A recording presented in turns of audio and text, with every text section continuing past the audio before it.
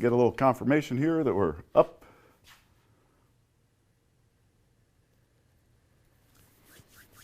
Hope everybody's doing well if you are seeing and hearing me.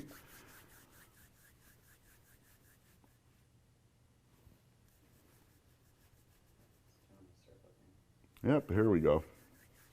And we're there. Okay. Welcome, everyone. I've already been chatting with a few of you here. This says Ian, Danny, guys. Thanks for joining me. We are live. You can't be watching this after the fact. We are doing the social distancing thing. So I'm all alone. Do this all myself, except for my lovely wife. Say hey, Tracy. Hello, everyone. Before we get going, you didn't want to see that, guys. Before we get going, special shout out to my grandson. He's a year and a half. His name is Levi. He's with my daughter Samantha, husband Greg, probably watching. My daughter Shelby is down in D.C. in the Coast Guard. She's a petty officer on the Potomac station there. And my daughter Sydney, and Shelby's Phil, daughter Sydney, her boyfriend Sam, daughter Sydney is working on becoming a nurse. And thank you all. If you want to shout out somebody, go for it, you know. Hi, Levi. Hi, family. I miss you. We haven't been able to touch him for a while, and I really could use a haircut. I don't know about you guys. It's been a few weeks. So we do the live streams Tuesdays and Thursdays at 1 p.m. during the pandemic here for the foreseeable future. We do have off-site moderators. They're watching for your questions there, and they can help. They're all experts on these machines. We will be taking a look at heat exchange boilers going beyond entry-level espresso. So I've got a couple of those here, a couple of grinders that can go nice with those. I, of course, always monitor the questions in the comments. So, you know, I always try and give a detailed answer there, and I love talking to you guys. One of my most favorite things to do. So today we're going to go over heat exchange boilers. I've got one that's cut away here. I'll show you how it works in a moment. Let's talk about the machine. Oh, before we get there, down in the description, a few links that I have going. So last week we did a really popular live stream. If you're more entry level, I did a live stream on premium entry level machine and grinder, the Gaggia Classic Pro and the Brazza Sette 270.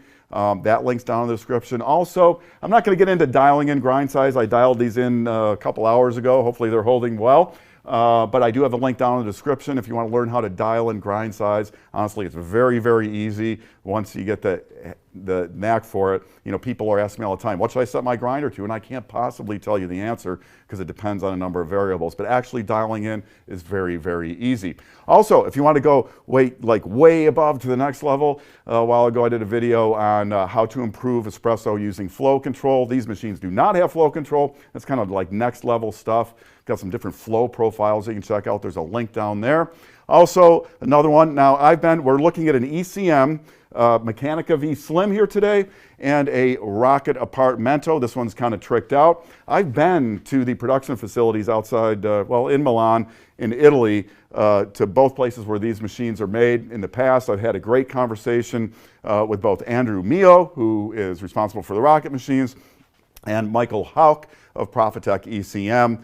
And I've got a great interview with Michael. If you want to learn more about just how dedicated he is to making his machines reliable and the little extra touches he gives, check out the link down in the description. So in a minute, we're going to pull some shots, I'm going to make cortados today. I don't like huge milk drinks. I like drinks that feature the espresso, and a cortado is pretty much, the way I make it's a 50-50 mix. So a double shot of espresso and about 2 ounces of very finely frothed milk. So I'm going to make those on both machines. Also, we'll talk about some upgrades. These two machines, the way they're outfitted right now, are pretty much identical in price, really. But we'll talk about some of those upgrades, really cool shower screen. We'll take a look at brew pressure, how that works on these two machines, because it's a little different on those. So we'll take a look at that. And we'll talk about brew temperature and how you work with a heat exchange machine to get the brew temperature you want.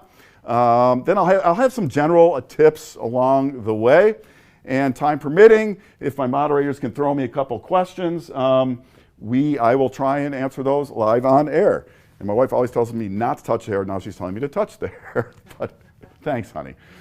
So anyways, Heat exchange boiler. So if you've been using like, an entry-level espresso appliance that has a pressurized filter basket, or maybe gone to a premium single boiler machine, you know you have to wait for the steam, and you can't brew and steam at the same time. When you get to a heat exchange boiler, you can brew and steam at the same time.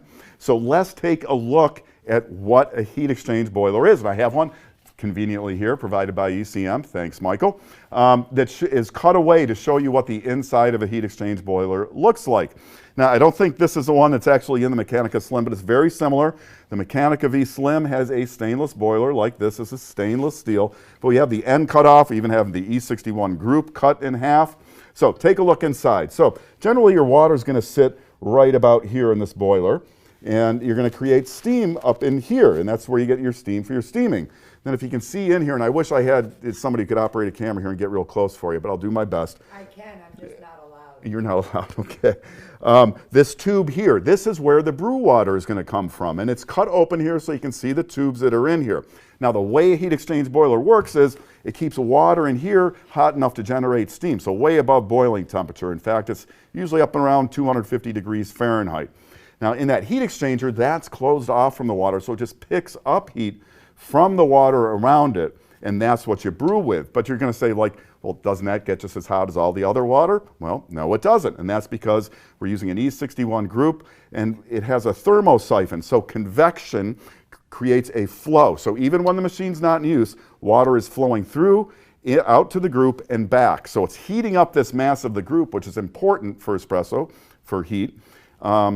But it's also giving up heat, so it's cooling and then comes back and it just keeps doing this loop back into the boiler and back. So it stays a lot cooler than the surrounding temperature in the boiler. And that's how that works. Now, it can get too hot, and I'll talk about that, how you can control brew temperature with a heat exchange machine like this. Now, these are relatively low-cost heat exchange machines. They use one of these guys to control the temperature, actually using the pressure in the boiler. So this is a pressure stat. So what it does is monitors the pressure in the boiler. When it drops a little bit, it turns the boiler heating element on, and the boiler heats back up. When it gets hot enough, it turns the boiler heating element off, and the boiler cools back down a little bit till it hits that bottom temperature and then goes back. The other option, if you go a little more expensive, you can go to a PID heat exchange boiler machine, and they're actually really incredible, but more money. But they keep very, very constant temperatures. They're engineered so you don't have to do some of the things that we're going to do on these machines in a minute. Other parts, I'll just quickly go over this. We have a vacuum relief valve. So when the machine cools down, this is open up to the outside air, so air can get inside the boiler. As the machine heats up and creates steam, it pushes, it's kind of hard for me to pull this up, but it pushes this little thing up to close off the boiler. That's why sometimes when these guys heat up, when they get to the boiling temperature in the boiler, you'll start to hear maybe a little hiss. That's perfectly normal. Right next to that, we have a pressure safety valve, and I'm familiar with these. I do scuba diving, so I have these safety valves on my scuba tanks. This one is set at 2 bar, so if the pressure ever gets to 2 bar in this boiler, this pops and releases pressure. Next to that, and I'm going to pull it out a little bit, this is the fill level probe, so there'll be an electrical connection to this. That's what senses how much water is in the boiler. Right up front here, a couple of safety switches. These are like little circuit breakers. So if things get too hot, it will cut the current to the machine and it won't continue heating. So that's that. It's really cool. I do like this cutaway E61. When I talked about mushroom valves, that's the mushroom right there. This one happens to have a flow control on it. These do not. But you can get a look at that. But let me get this out of the way, and we'll start to take a look at these two machines. So again, the ECM Mechanica V Slim right here. A couple things to notice on this, and I'll go through both the machines before I make a drink here. ECM, they're kind of like the high end of exterior machines compared to, say, like Profitec, maybe like a Toyota Lexus relationship, if you will, where they do little extra touches. So first thing I notice right away, angled portafilters. So when I talk about an angled portafilter, that means when I set it on a counter like this, there's an angle. So on a straight portafilter, if it doesn't have that angle, you don't get a flat surface here, and that comes in handy when you go to tamp, because it already has it straight for you. Also, other little touches on this machine. You notice the E61 group on here, it's got a slight taper in as compared to this one here, which kind of goes straight. That's a little touch that Michael Hawk at ECM does. The top nut on the E61 here is one piece. Over here it's two pieces. You get little touches like the chrome ends that match on the portafilters and the E61 lever. Also here we have two gauges. You'll see one over here on the Apartamento. So we have a steam pressure gauge and a brew pressure gauge. Both of these machines, so we talked about how the heat exchange machine works. This is the type of machine you want to turn on about 20 minutes before you're ready to use it, because it takes time to get you, and you want this group hot before you use it. You can like run blank shots and help it along. But one thing to know about these, they both have mechanical switches, so you can hook them up to an appliance timer that can handle the load for these, and you can have them automatically turn on. I've done it before where I've had a Wi-Fi thing, so if I'm like out of the house and want it on when I get home, I can turn it on remotely. That's really fun. So that's the ECM heat exchange boiler. This one, 10 inches, they call it the Slim because it's only 10 inches wide. That's one of the things people really like about it. Also has about as big a boiler as you can fit in here. 2.2 liters, that's 74 ounce volume in the boiler here. So that's that. I'll talk more about some features of this in a minute. Let's go over to the Apartamento. So we have this tricked out with the walnut wood, and this is a package you can purchase. Now notice it over on the side here, it's got these cutouts. Might be a little hard to see. So there's a walnut veneer in here, so it matches. We have this, I think it's in 8 total different options that you can order. So you can get white, copper, there's some iridescent panels, I think red, but 8 different options. If you're interested, check out the site. But with the wood, you get a couple of little extras too. So you get the wood knobs, wood on the E61 lever here, wood portafilters, and these are angled as well. The standard ones that come with the other Apartamentos do not have the angle on them, but they sit flat like that. Notice I'm keeping this in the group, and if you don't know, you should always keep that in. And a little tip, I said I'd give you some little tips along the way. When you just have it in there to heat, don't crank it down. You're just going to wear out the gasket faster. And you may, if you turn the machine off, let it cool down, you go to take a cranked in portafilter off, you may leave the basket up in there. That's happened to me a lot. But the big extra that comes with this, if you get the wood package, that you wouldn't get like with the Slim over here, is a bottomless portafilter with a BaristaPro triple shot basket in here. And I love bottomless triples. I'm not going to do one today, I have in the past. But they really help with your technique because you can see the espresso develop out of the bottom. They look really cool too, right? But you can see the espresso develop. And if it's all coming from one spot, or if you have blank spots, that means maybe you got something off with your distribution or tamping of your coffee in there. But this comes with the wood package, only the wood package, and the angled only comes with the wood package on the Apartamento. But Nick, if I'm wrong about some of that, please correct me in the comments. I'm pretty sure I'm right. So you get the 3 portafilters in the bottomless with a triple. That's really cool. Okay, let's do some grinding. Again, I'm not going to be dialing in grind here, and you can see I've got this. We're going to talk about brew pressure and relationship of what's coming out of the pump and what actually gets to the group in a moment, so we'll keep that handy. So let's go over here. This is the Rocket Faustino grinder. I love the look of this thing. It's got these big slabs on it. This is a 50 millimeter flat burr grinder. Up here, Rocket is all about kind of being minimalist in a way. And also this grinder, most grinders, when you adjust the grind size, you're adjusting the top burr down. This adjusts the bottom up into the top burr, which means that you can take this grinder apart, you take the top off, and clean it out, do things in there, change out burrs. You wouldn't have to do that for a few thousand pounds of coffee at least, but you can change out the burrs without losing your grind setting. Grind setting here is completely stepless using the knob, and I'm not going to change it too much because I did dial in. Up here on the front, so when I said they're minimalist, when the grinder's just sitting there, all you see up there, and hopefully you can see this, is just the R. But if I press, now I get my controls. This will go away in a few minutes on its own. So you have single and double. Right now it's on the double. If I just press and hold here, then I'll get the single. One thing I love about this, and Eureka grinders do this too, and is they're so easy to adjust the timing on them. So I can have this time, I've got 8.7 seconds for my single. If I want to adjust it, I just press plus or minus and adjust, no saving or anything. But I'm going to go back to double. So just press and hold there. I'm going to grab my nice angled portafilter here.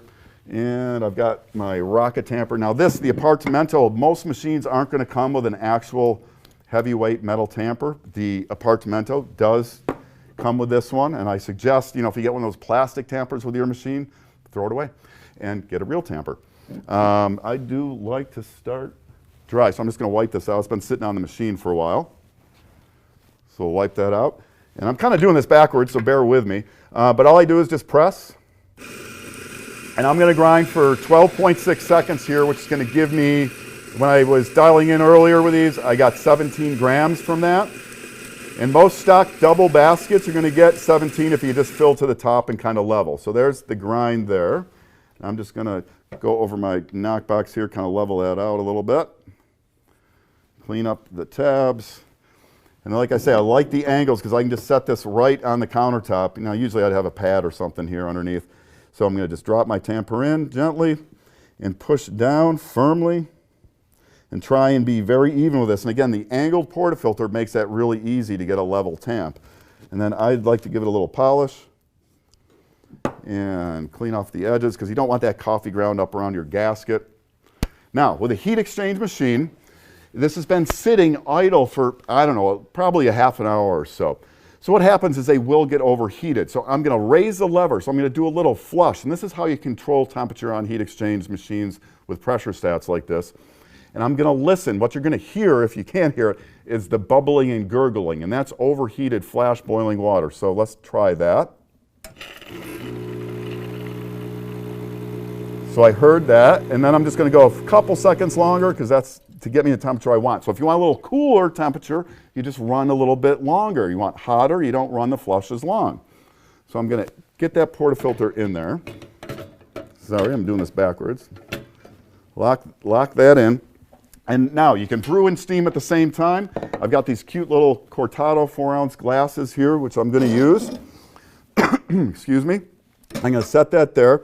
I'll start this in a minute. I want to brew and steam at the same time. I'm making a Cortado, so I've got about I don't know, 2.5, 3 ounces, maybe just a little bit too much milk in here. I only really need 2 when I'm done. So when steaming milk, of course, you want to purge the wand first. We're going to purge after. So I'm just going to start my shot here. Now I'm going to put my tip just below the surface of the milk. I just want a little bit of air added. I got lots of pressure. I'm going to look for a swirl, which I'm getting a nice swirl here. Whoops, got a little extra air in there. I'm going to watch my shot. And I'm just heating this and it's done. And my shot is done. Now if I was doing a single boiler, I would have needed to wait for steam. So always purge the wand when you're done. Got a little extra air in there. That's okay. So I'm going to take this over here and we'll pour it. Now I don't do the latte art. You know what? You put the pictures on there. They look great. Doesn't taste any different. So I'm just going to pour this. And, you know, you could have gotten a little something, but this is one of my favorite beverages. I like flat whites as well. I don't like huge, you know, single shot with lots of milk drinks. Looks like I got a little foot. Let me give that a little taste. Delicious. Okay, so we're done with that. We purged our wand. I'm just going to knock this puck out. My puck looks great. I always look at the puck afterwards for channeling, that kind of thing. Knock that puck out. Again, I like to put them away clean. And when I lock it in here, I'm going to do that gently. I'm not going to crank it down because I don't want to crank coffee grounds into my gasket or, you know, have it cranked against the gasket. It'll just wear out faster. So that's a nice little Cortado there. Let's do it over here as well. So that was a Faustino grinder. Now I'm going to use a manual, what we call manual on-demand grinder. So this is the ECM Manual 54 because it's 54 millimeter burr. Again, it was 50 over here. This grinds just a hair faster. No timing on this. So all I do is just push in to grind. And this is technically what's considered a stepped grinder. So you push down here and turn to change the grind size. But the adjustment is so fine, it's honestly stepless to the extent that this is almost. So I take this. And so for this, when I push, it grinds. When I stop pushing, it stops grinding. So I'm just going to push it in. Oh, and by the way, if I didn't mention, both of these are like what I consider machine-grade prosumer level grinders. So if you're using a grinder that's got a lot of plastic on it, these don't have that. So I just push in. And again, this one with the larger burrs grinds just a hair faster, not really, maybe a second or two for the full dose. And since I'm going on demand, and I'm using that stock basket, I'm just slightly overfilling, and I'm just going to brush it level. And with most stock baskets, that's going to get you 17 grams about. Depends on what kind of coffee you're using. If you're using, you know, high altitude coffee, they tend to be a little denser and heavier for a given volume. So I'm just going to swoop this off, sacrifice just maybe a half a gram to the gods there. And what I've got here, now the ECM doesn't come with a metal tamper, but I do have this push tamper from ECM. I used to use an Espresso calibrated tamper a lot years ago. This is kind of similar, so you push and it gives, and when you hit bottom, you get a consistent pressure. And you know, if you know anything about espresso, you need to be consistent. So I'm just going to push. I'm going to set it in there again. It's angled, so I get that flat surface to start with, and I really, really like that a lot. So I'm going to just push gently until it goes down. And that's going to give me a nice consistent pressure. I'm going to give it just one more. I was just a hair off there. And pull that out. Again, I like to swipe this. So again, because I'm on a heat exchange machine controlled by a pressure stat, I'm going to do the flush, and it's been sitting idle. Oh, now I'll show it to you later. I'm going to show you how nice this shower screen is, because I've got that nanotech shower screen in here. But so I'm first flush. I almost forgot that part. You hear that bubbling, and you can see it in the flow if you were really looking under here. It's still doing a little bit. So I'm just letting that cool down to where I want it, and right about there. Okay. Lock in our portafilter. Again, I've got my 2.5 to 3 ounces of milk here for the cortado, and another one of those cool cortado glasses. I'm going to purge my wand. Bring that over. I'll start my shot. I'll get this in here first. Okay, start the shot. And look for a little roll in that. Got a little more air than I wanted. It's going good. And I just go until the pitcher is getting just a little uncomfortable to hold. That's good. And now that's good. When you hit that uncomfortable to hold point, you're at about 140 to 150, and that's where milk is really going to be at its sweetest. If you ever get a latte or a cappuccino or something like that that's, you know, as hot as a standard regular cup of like drip coffee, the milk's way too hot and it's not going to be sweet. All right. So again, I got a little more air in there than I wanted, but that's okay. Solve for that is, you know, really what I want is that white latex paint in the can sort of look to the surface of the milk. But you can fix a little bit by swirling and knocking out some of the larger bubbles, so I'll pour this. Again, a little airier than I wanted, but not bad at all. And that just looks lovely. I also love this espresso. I'm going to try this one. Yeah, I really do like the drinks that feature the espresso. That's what I want to taste. So let me clean this out, and I want to show you a couple things about the pressures and temperatures again. We'll knock this out. Again, I like to keep it clean. I'm going to leave that out for right now. So let's talk about brew pressure, because one thing you can do on the exterior of the Mechanika Slim is adjust the brew pressure. So the adjustment, the OPV adjustment, that's the overpressure valve, is accessible under here. So I'm going to move this out of the way. And up here, I can use a screwdriver to adjust that OPV to change my brew pressure. Now, vibration pump machines, what we do, if we have a brew pressure gauge on the front of the machine, we could put a blind filter basket into our portafilter, put that in the machine. We'd adjust that on a vibration pump machine to read about 10 bar up here, okay? But what you're going to see, and we do that, now you always hear 9 bars, the espresso brew pressure, so I do have this, so I have this pressure gauge mounted into a portafilter. I think we have these available, Nick can back me up on that. So lock that in, and I am just going to raise the brew lever, and I don't know if you'll be able to see that. And another thing with vibration pump machines, they take a little longer to come up to brew pressure. So I'm at 6 here, I'm at 4 here, I'm at 8, and now I'm at 10 here, and I just hit 9 here. So on a vibration pump machine, we generally set, if you have a gauge on the machine, we generally set those to 10 bar to get 9 bar at the group. If you have a rotary pump machine, it's a different story. They have higher flow rates, bigger piping, so the pressure can actually make it all the way to the group. But I'm right at 9 bar here. Now let that go gently. And that's where you want to be. Now it's a little different on the Apartamento. You can adjust the brew pressure, but you have to open the machine up. But here's the thing about brew pressure. Don't get too worried about it. What you don't want to do is be too high. If you go too high, you're going to over extract the coffee, and you're getting your shots really, really quick, grinding too fine. There's been a lot of research and studies done that show that your best brew pressure is 9 bar, and honestly, there's not much difference between brewing at 9 bar and down to 7 bar.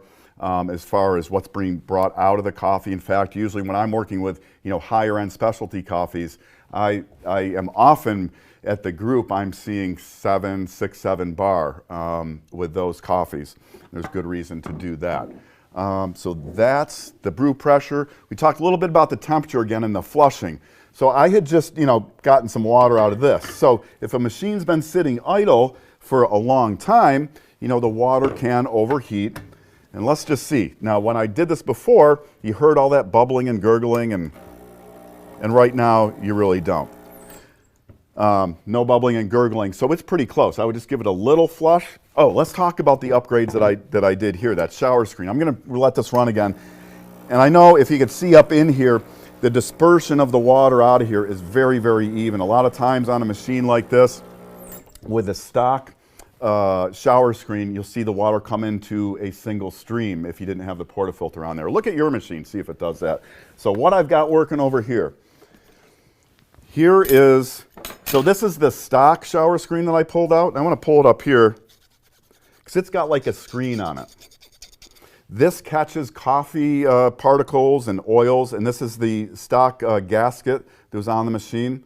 Honestly, it's softer than some, but it's going to be much harder than what I put in there, which is this silicone gasket, which you don't have to really crank them in as much, and that's what I've gotten here. But the really key part, and what did I do with it, is, I had it in my hand. There it is. So this is the IMS nanotech shower screen. This isn't actually the E61. It would look like this. But if you look at this, this is all flat here, and it also has a nanotech coating, which is quartz, which is very, very slippery. So as opposed to this screen here, and you can see this one's kind of dirty, this one doesn't do that. And also it gives you that really, really nice distribution of water out onto your coffee. I kind of like when you have a cheap drip coffee maker. They have that little tiny shower that puts all the water onto like one part of that whole bed of coffee. That's what can happen.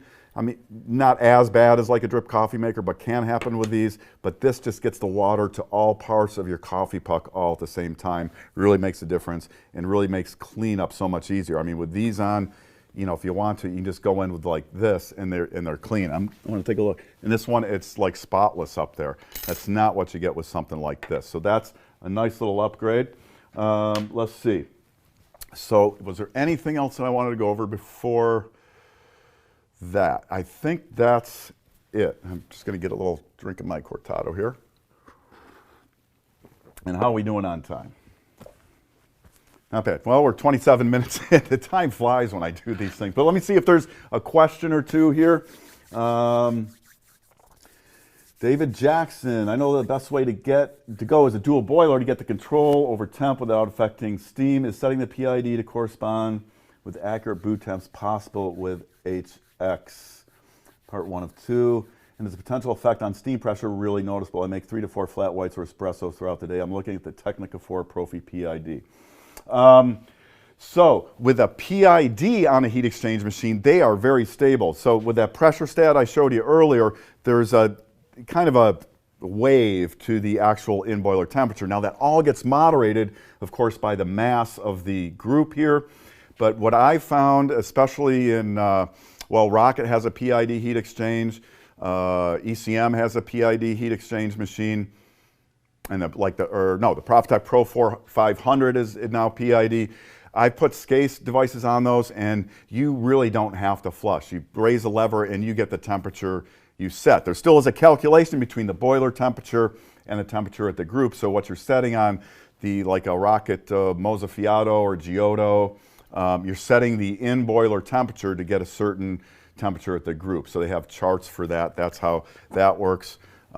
With these, if you're doing 3 drinks a day, so long as you're doing the flushing, you know, you hear that overheated water come out or you see it bubbling, just wait till it calms down, and then that's how you can moderate the temperature. If you think you want to brew a little cooler, like if you're doing a really dark coffee, there's another tip. Brew cooler for darker roast, brew hotter for lighter roast in general. All depends on the coffee and your flavor preferences. But that's what makes these machines kind of nice, is you can do that really quick temperature adjustment. Let's see if maybe there's one more. Simon says, is it worth to install a flow profiling kit on the ECM Mechanica Slim, considering you have to temperature surf with this machine? Well, temperature surfing and flow profiling are 2 different things. When you have to do those flushes, you'd probably want to be opening up the flow profile a bit so you can actually get the water out and then resetting to where you wanted to start. I will tell you the flow control kits that are available for E61s, they're not available stock on the Slim, but you can get an upgrade. It's just amazing what they can do. And I've loved seeing the comments from people who have them and what they've done with them, especially with some higher end specialty coffees and that kind of thing. So I'm going to wrap it up because the wife's giving me the wrap sign here. I want to thank you all for watching. Again, I do monitor the comments. If you have those questions, ask them down in the comments, and I really try to give people detailed answers for those. If you want to talk to a coffee expert right away and you're in the U.S., our people are working remotely, but they can take your calls at 585-924-7170 and help you out. They've used all this. Most every single one of them is a former barista with additional training on all these machines, and they can really help you out. I do want to just say, I hope everybody is doing well. Please stay safe. I can't wait to get my hands on my grandson. I haven't been able to give him a hug for 4 weeks. That's been tough because he's at this awesome age. So anyhow, we'll be back next Tuesday with another live stream at 1 o'clock. Thanks all for participating, whether you're watching live or after the fact. I will continue to take a look at those questions, and I'll hope you come on back for more of the best on everything coffee, brought to you by Whole Latte Love. I'm Mark. Take care.